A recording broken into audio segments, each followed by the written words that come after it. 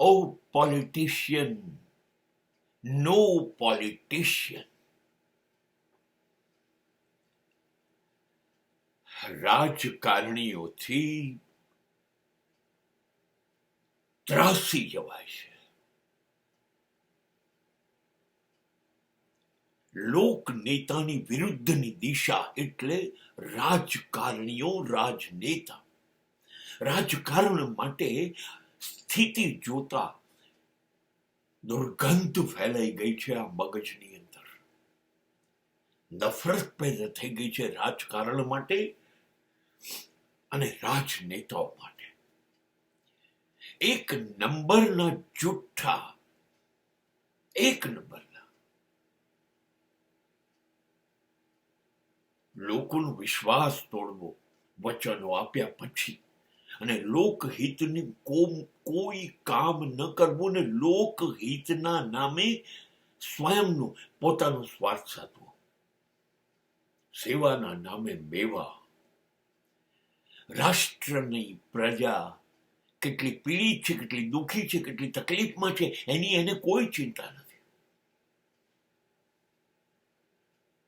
આ નેતાઓ નથી. તમામ અસત્ય, તમામ અનીતિ, તમામ અન્યાય, તમામ અધર્મ જેટલા વધુ થઈ શકે એટલા આ લોકોએ કર્યા છે અને કરતા રહે છે. કશું ખોટું થતું જ નથી જાણે એવી રીતે બધું જ ખોટું કર્યા કરે છે. નથી આ લોકોનું ચારિત્ર્ય શુદ્ધ કે નથી ભરોસા પાત્ર. આ લોકોનું વાણી, વર્તન, વ્યવહાર એવો નથી કે પ્રજા એમનાથી દોરવાય, એમની પાછળ જઈ શકે. અત્યંત શરમજનક સ્થિતિમાં આ લોકોએ દેશને મૂકી દીધો છે. દેશ ખોટા રસ્તા ઉપર ચાલી રહ્યો છે. વિકાસના બદલે રકાસ થઈ ગયો છે. આ લોકો શબને ચૂંથનારા ગીધડાઓ છે. ક્યાંથી લૂંટી લઈએ, બસ આ જ છે એમની મનોદશા.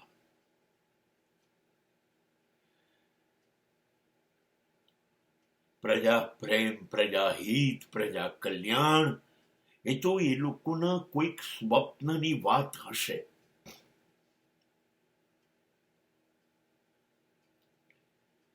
કોઈ વ્યસન, કોઈ દૂષણ બાકી નથી. આ નેતાઓએ એમના સ્વાર્થ માટે બધા વ્યસનો દેશમાં ફેલાયા પણ છે. આ જ નેતાઓએ કાયદા બનાવ્યા અને કાયદા કેમ તોડવા એ શીખવાડ્યું છે. આ જ નેતાઓએ ધર્મના નામે લોકોને એકબીજાને કેવી રીતે ઝઘડાવ્યા છે, મારી નંખાયા છે, કતલેઆમ કરાવી છે. આ લોકોએ જાતિઓની અંદર મતભેદ ઉભા કર્યા છે. તમે ઉચ્ચ, તમે નીચ. રાષ્ટ્રની શાંતિ બધી બાજુથી જોખમાઈ ગઈ છે. આ લોકો દેશદ્રોહી પણ છે. એમના સ્વાર્થ માટે આ લોકોએ બીજા દેશો સાથે સમાધાનો કરી અને દેશને કેટલી બધી જગ્યાએ ખાડામાં ઉતાર્યો છે. શરમ આવે છે. આ લોકો નેતા છે. આ નેતા છે કે લૂંટારાઓ છે.